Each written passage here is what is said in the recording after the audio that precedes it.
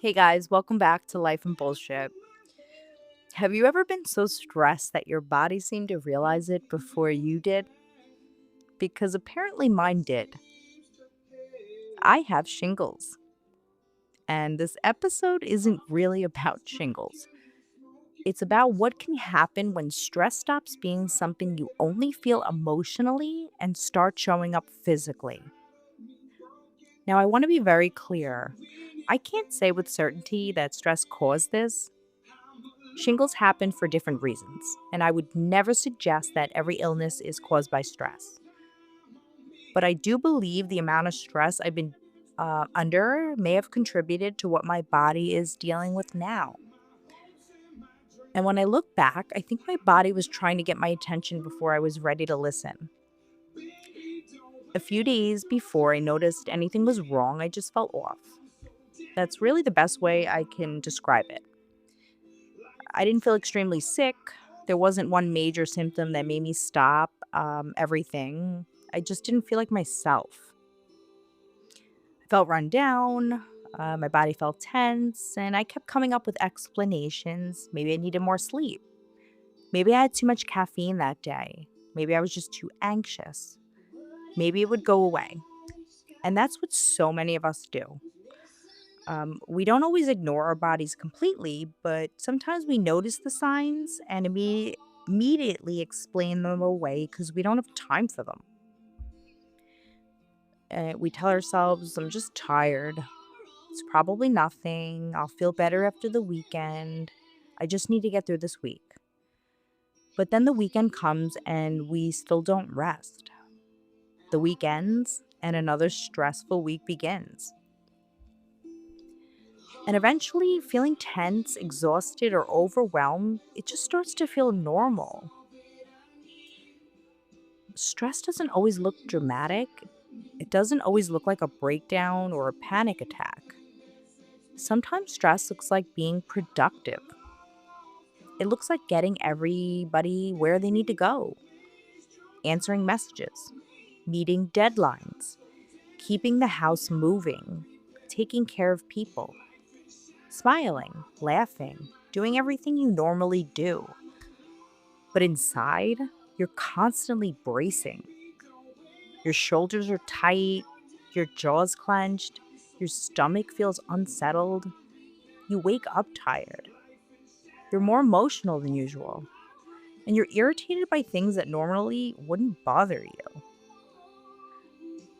You can sit down, but you just can't fully relax, and your body may be resting, but your mind is still going through tomorrow's problems. And because you're still functioning, you're assume you're handling it, but functioning and recovering are not the same thing. You can make it through every responsibility on your list and still be completely drained by the end of the day. You can look calm on the outside and still have your nervous system working overtime. You can say, I'm okay, while your body's saying something needs to change. Maybe stress doesn't show up in your body the way it did in mine. Maybe you get headaches. Maybe you have trouble sleeping. Maybe your stomach starts acting up. Maybe you feel your heart racing. Maybe your skin breaks out. Maybe you hold so much tension in your neck, your shoulders, that being uncomfortable has become your normal. Or maybe, like me, you just feel a little off. That doesn't mean every symptom is caused by stress, and it definitely doesn't mean we should diagnose ourselves or ignore medical care. When something changes in your body or feels wrong, it deserves proper attention. But I also think we should be willing to ask another question. What has been happening in my life lately? What have I been carrying? What have I been pushing through? What have I been pretending isn't affecting me? Sometimes the body reacts to what we don't give ourselves time to process. The worry we keep replaying, the frustration we swallow, the constant pressure to keep everybody happy, the guilt we feel when we say no, the fear we don't talk about. the sadness we push aside because the other person needs us. We might be able to hide those feelings from other people. We might be able to hide them from ourselves for a while, but the body is still part of the experience. And that is what this has made me think about. How many times have I treated rest like something I had to earn? How many times have I told myself I could slow down after everything was finished? How many times have I noticed that I didn't feel right and decided to keep pushing anyway? Probably more times than I'd like to admit. Maybe you do that too. Maybe you don't stop until something forces you to. Maybe you wait until you're sick, exhausted, crying, or completely overwhelmed before you finally say, I need a break. But you shouldn't have to reach that point before you take yourself seriously. Listening to your body does not mean living in fear or panicking over every little feeling.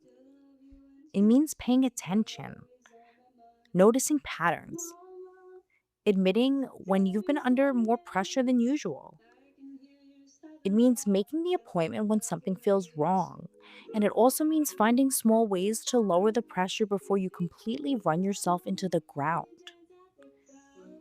Maybe that looks like going to bed earlier, canceling one unnecessary plan, taking a walk without your phone, asking somebody for help, not answering every call the moment it comes in, and stepping away from a conversation that you know is draining you.